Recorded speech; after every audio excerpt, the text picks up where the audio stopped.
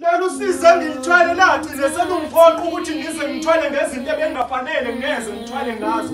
Sengifana nombulalo bezama ukusidabula ngenkinga yakho ebekuyona. Lapho wangibulalela khona inhlupheko. Sekusela amaconsi egazi wami nje azoshiya ufakazi bokuthi ngike ngaphila kamhlaba ngakhokha ngomphefumulo wami nangezithukuthuku zami nje ngiphila kamhlaba. Sengikhathele ukulinda isitimela singabuyi kuloko kuthiwa indoda ayikhali indoda ifela ngaphakathi. Ungabi nesandla sendoda empilweni yami.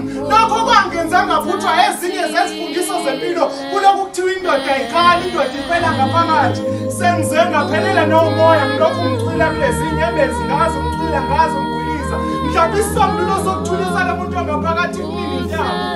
Nomfakashayo uPatrick wasikhunga ngentambo emveni kokubathulisa abanye amadoda ebefa ngaphakathi baqinisile abadala uma bethi indle egagi yanetha ngoba bengathi ungathula ngampela yezwa moya wami uyabela ukutshela abantu ukuthi uyaphila ube uzazi kahle ukuthi uyafa ngaphakathi ngazi usuyanqena nokuthandaza wenqena ukuthi mhlawumbe uyokhuluma nomuntu okuzwayo ebengaphenduli ngoba uma ubikela abantu udaba lakho indaba yakho bayithamunda ngawe ematekisini ngawe ezitimeleni ngawe emabandleni waba abantu wafelani wena kanti bungafelanga izono zethu ezizenza kamhlaba kanti bungathanga uzosiphatha kahle njengosana ngiyinkonko nje ngasho ubaba manje ngisenomama manje angisiboni isidingo sokuba indoda ngoba kuzothiwa ngingakhali kumele ngaphakathi noma bengiphikisa bengitshela ukuthi inkondla ayiphilisi mina nesengibatshela ukuthi inkondlo ziyaphilisa kule nkondlo nginikeza ithuba lokuthi ngikhulume ngikondlo ngaphakathi ngakho ngaphandle kokuchitha isikhathi make ngiyeke ukufela ngaphakathi engathi ngangitholela isitulo ngizokuhlala phansi